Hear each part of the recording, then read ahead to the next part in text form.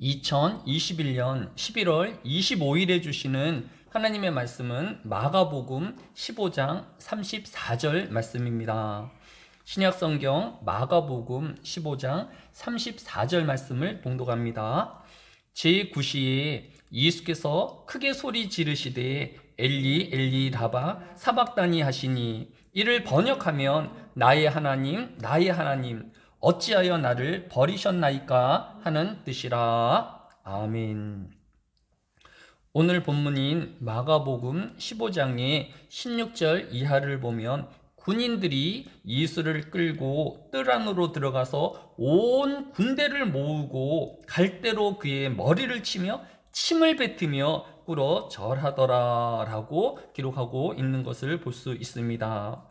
예수님에게 가시관을 씌우고 머리를 치며 조롱한 로마의 군인들은 몇 명이나 되었을까요? 오늘 성경은 군인들이 온 군대를 모으고 라고 하였습니다.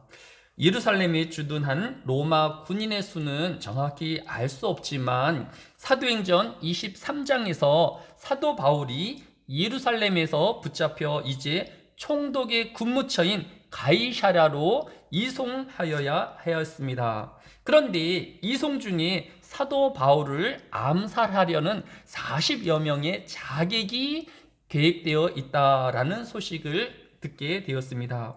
이에 사도행전 23장 23절에 보면 백부장 둘을 불러 이르되 밤 제3시에 가이사랴까지 갈 보병 200명과 기병 70명과 창병 200명을 준비하라 하고 라고 기록한 것을 볼 수 있습니다. 그러니까 예루살렘에는 최소 로마 군인 500여 명이 주둔하고 있다라는 것을 알 수 있습니다. 이 최소한의 온 군대라고 하였으니 수십 명이 넘는 군인들이 예수님을 둘러싸고 때리고 침을 뱉으며 조롱하였다라는 것을 알 수 있습니다. 로마 군인들은 강인한 육체와 반복되는 훈련으로 단련된 세계 최강의 군대입니다. 이들이 내리치는 매와 조롱은 연약한 한 인간이 감당하기에는 힘들었을 것입니다. 그런데 이사야서 53장 7절에 보면 그가 곤욕을 당하여 괴로울 때에도 그의 입을 열지 아니하였으며 마치 도수장으로 끌려가는 어린 양과 털 꺾는 자 앞에서 잠잠한 양같이 그의 입을 열지 아니하였도다라고 하였습니다. 장차 오실 메시아는 사람들에게 괴로움과 곤욕을 당하시겠지만 마치 도수장으로 끌려가는 양처럼 잠잠하여서 입을 열지 않을 것이다 라고 예언하였습니다. 그런데 그 사람들이 로마의 군인, 그것도 수십 명에 달하는 로마의 군인일 거라고는 상상하지 못했던 것입니다. 이제 가장 가혹하고 처절한 괴롭힘이 시작된 것입니다. 그럼에도 왜 메시아이신 예수님은 침묵하셨을까요?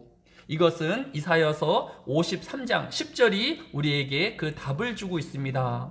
여호와께서 그에게 상함을 받게 하시기를 원하사 칠고를 당하게 하셨은지 그의 영혼을 속건제물로 드리기에 이르면이라고 하였습니다.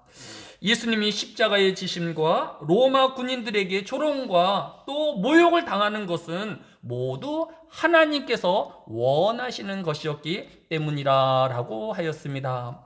예수님은 비록 로마 군인의 조롱과 괴롭힘이 견딜 수 없는 참혹함이었지만 하나님의 뜻이고 또 하나님의 원하시는 것이기에 잠잠히 도수장으로 끌려가는 양처럼 침묵하셨다라고 기록하고 있는 것을 볼 수 있습니다.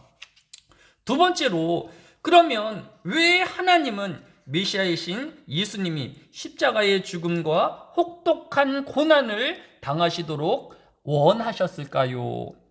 이것은 장차 나실 메시아는 질고를 당하게 하셨으니 그의 영혼을 속건 제물로 드리기에 이르면이라고 이사야서 53장 10절이 말씀하고 있는 것을 볼 수 있습니다. 즉 속건 제물로 드림이 되기 위하여서 하나님께서 원하셨음을 우리에게 알려주고 있습니다. 속건제란 레위기서 5장 17절로 18절의 이름같이 만일 누구든지 여호와의 계명 중 하나를 부지 중에 범하여도 허물이라 벌을 당할 것이니 그는 내가 지정한 가치대로 양떼 중 흠없는 수양을 속건 제물로 제사장에게로 가져갈 것이요 제사장은 그의 부지 중에 범죄한 허물을 위하여 속죄한즉 그가 사함을 받으리라 라고 하였습니다. 이스라엘의 5대 제사 중 속건제는 바꿀 속, 허물 건자를 쓰고 있습니다. 즉 속건제는 피조물인 인간이 창조주 하나님의 명령을 따르지 않고 거슬려 생긴 허물을 사하는 제사입니다. 그런데 속건제와 속죄자가 똑같이 하나님 앞에 제물을 드리는 제사이지만 속건제는 그 허물로 손해를 본 대상에게 그 상응하는 대가를 치르는 제사라는 차이점이 있는 제사가 속건제입니다. 우리가 알고 있는 것처럼 예수님의 몸은 그의 백성의 죄를 대속하기 위하여 속죄의 제물이 되셨습니다. 그런데 이사야서 53장 10절이 말함과 같이 그의 영혼을 속건 제물로 드리기에 라고 하였습니다. 즉 예수님의 영혼이 우리의 허물을 대속할 속건 제물로 드리셨다라는 것을 성경이 교훈하고 있는 것을 볼 수 있습니다. 오늘 본문이 엘리 엘리 라마 사박다니 즉 나의 하나님 어찌하여 나를 버리셨나이까 라고 예수님의 처절한 부르짖음이 있는 것을 알 수 있습니다. 이것은 육체에 견딜 수 없는 고통이 아니라 하나님과의 단절을 주는 고통이었기 때문입니다. 오늘 하루 우리에게 여러 육체적인 힘겨움과 풀어야 할 삶의 문제가 끊임없이 다가오겠지만 그것보다도 하나님과의 연결과 또 하나님과의 관계가 끊어지지 아니할 수 있도록 기도로 준비하고 또 신앙을 지키우는 하루 되어지기를 주의 이름으로 축원합니다. 사랑이 많으신 아버지 하나님, 이 한날에도 로마의 군병들에게 둘러싸여서 침뱉음과 또 조롱과 가시관을 받으시며 또 매를 치심을 당하신 예수 그리스도를 바라보게 하여 주시기를 원합니다. 참으로 우리의 허물을 위하여 그 모진 고난을 당하셨으며 또 그의 영혼을 속건 제물로 드리심을 기억하는 하루가 되게 하여 주셔서 말없이 당하는 복음의 순교를 당하게 하여 주시고 또 묵묵히 믿음을 지키우는 우리의 삶이 되어지게 하여 주시기를 원합니다. 이 나라를 궁휼히 여겨 주시고 우리의 삶을 자비를 베풀어 주셔서 이 한날에도 오직 하나님만을 바라보게 하여 주옵소서. 감사를 드리오며 예수님의 이름으로 기도드렸사옵나이다. 아멘.